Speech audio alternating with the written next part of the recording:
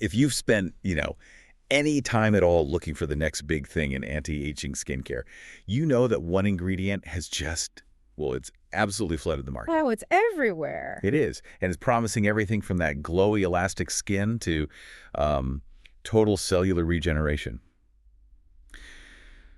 So today, we are doing a deep dive into PDRN.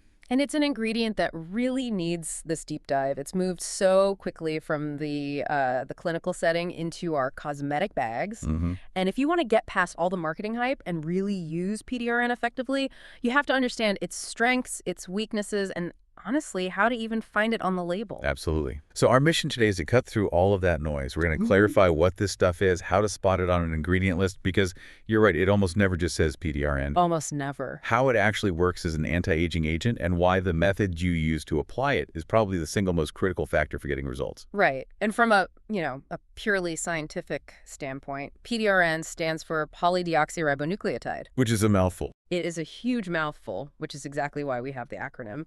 But like you said, you will not see that name on a bottle of serum. Okay, so let's start right there with the name, because this is, I think, where the confusion starts for a lot of people.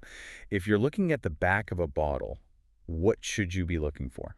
You're looking for two specific names, either hydrolyzed DNA or sodium DNA. Those are the common cosmetic ingredient names for PDRN. Got it.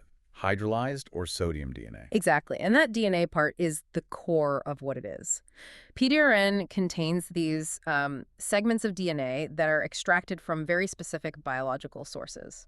And since we're applying this to our skin, which is our body's largest organ, I imagine it's pretty important that this DNA is compatible with our own tissues. Oh, it's crucial. For it to be absorbed and for it to function properly, it has to be highly compatible. So this is where the story gets, well, a little surprising, right?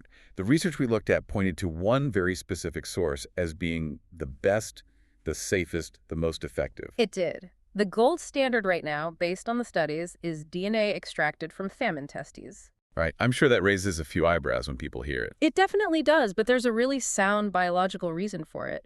Salmon DNA happens to be structurally very, very similar to human DNA. So that helps with the compatibility. Exactly. It enhances that biological compatibility. And on top of that, almost all the major scientific literature on PDRN's effectiveness, and maybe more importantly, the technology to extract it safely and at high concentrations, it's all based on that salmon source. It's the standard for a reason. It just works really well. Okay, so we've established what PDRN is, where this DNA comes from. Now let's get into the magic. What does it actually do once it's on your skin? We hear anti-aging, but what does that mean here? Well, the headline benefit is that it helps synthesize new collagen. Which is key for firmness, for texture. Yeah, all the good stuff. All the good stuff. But the true engine behind PDRN's power is its connection to something called adenosine. Adenosine. I've seen that on ingredient lists before. It's often in anti-wrinkle products. Right, because it's a compound that's already present in our skin in the top layer, the epidermis, and the deeper layer, the dermis.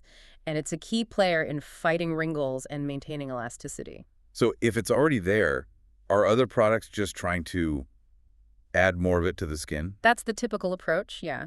But PDRN works differently. It's more dynamic. Its main job is to engage the existing adenosine receptors. Engage them? What does that mean exactly? Okay, think of it like this. PDRN isn't just another brick to build the house. It's more like the master key for the maintenance crew that's already inside. I like that analogy. A standard adenosine product might just, knock on the door, hoping the cells wake up and get to work.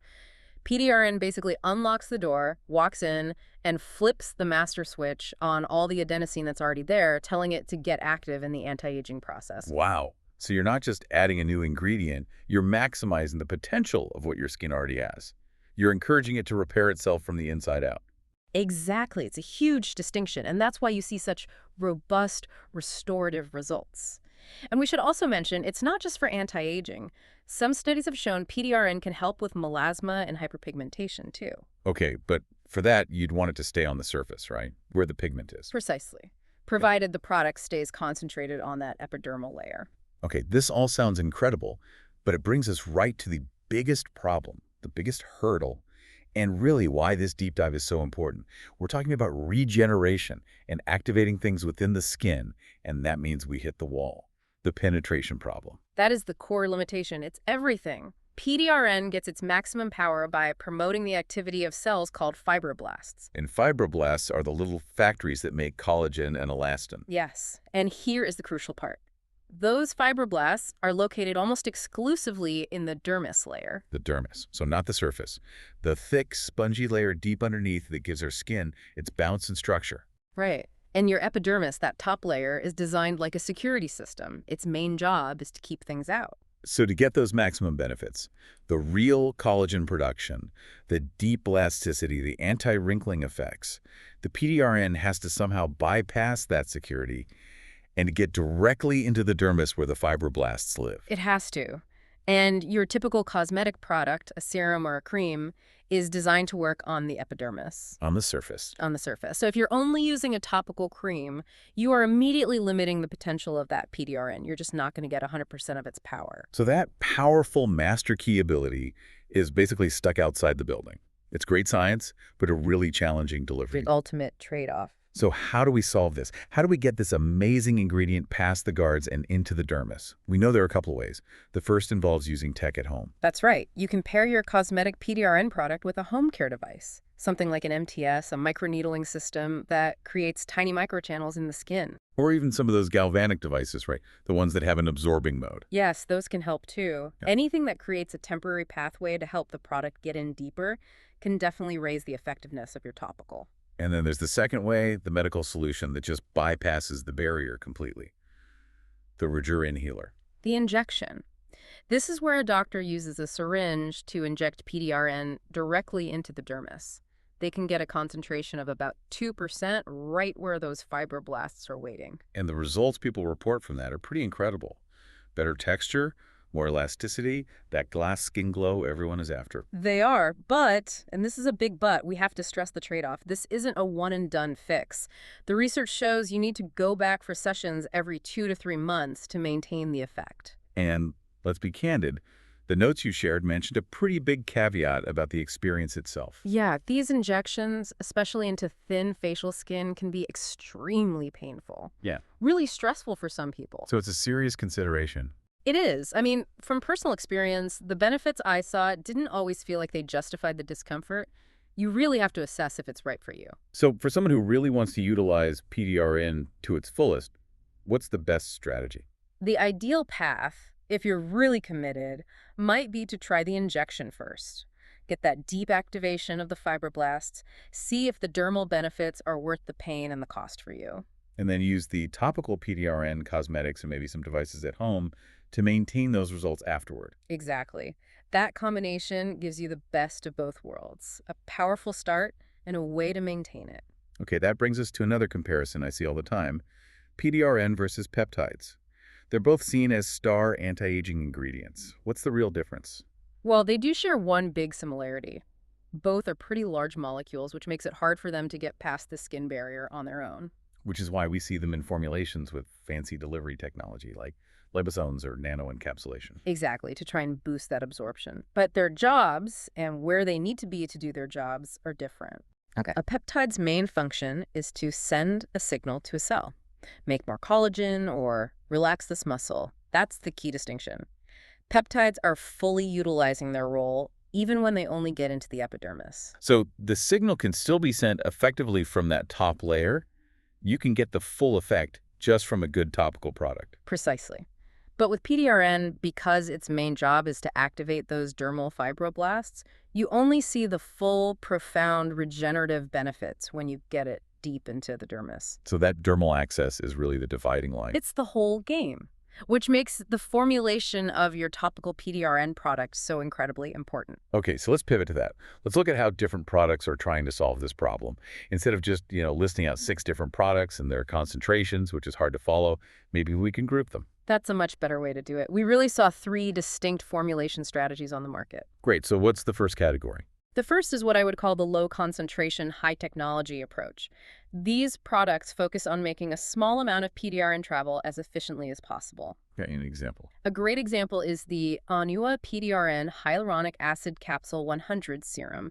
It has a pretty low concentration of sodium DNA. I think it was about 0.01%. That does sound low. It is, but the key is that it uses smart encapsulation technology. The whole point is to guide that small amount deeper into the skin. The texture is super light, almost like a toner, not sticky at all. It's a great entry-level product that prioritizes absorption over just sheer quantity. I like that. Okay, what's the second strategy? The second is the opposite, really, the high concentration, heavy vehicle approach. So more PDRN, but maybe less tech. Exactly.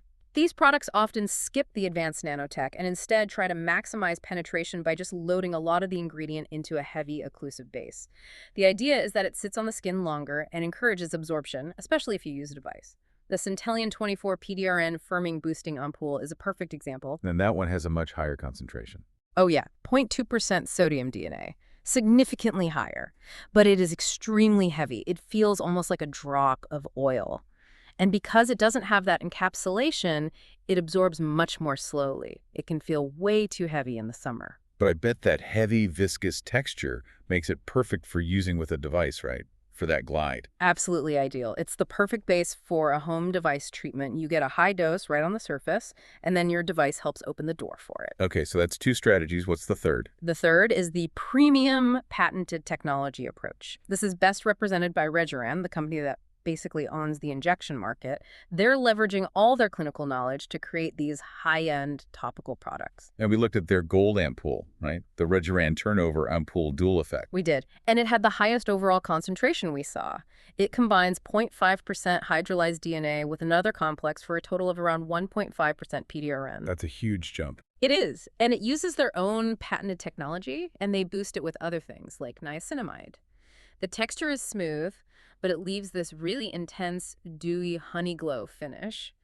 It's definitely the premium option for someone who wants the highest topical dose combined with a specialized delivery system. Okay, so across all these strategies, the key takeaway for you, the listener, seems pretty simple. PDRN is an amazing anti-aging agent, but its full regenerative power is tied directly to reaching the dermis and waking up those fibroblasts. That's it. So when you're shopping for PDRN, you have to look at how the product is solving that barrier problem. Is it using smart tech to deliver a low dose efficiently?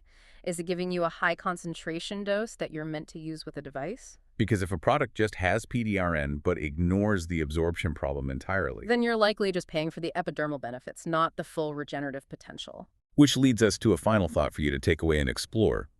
Given how clear it is that PDRN needs deep penetration to really work its magic on fibroblasts, shouldn't we be looking at other popular ingredients with that same critical eye? Absolutely. All those ingredients that promise deep cellular change.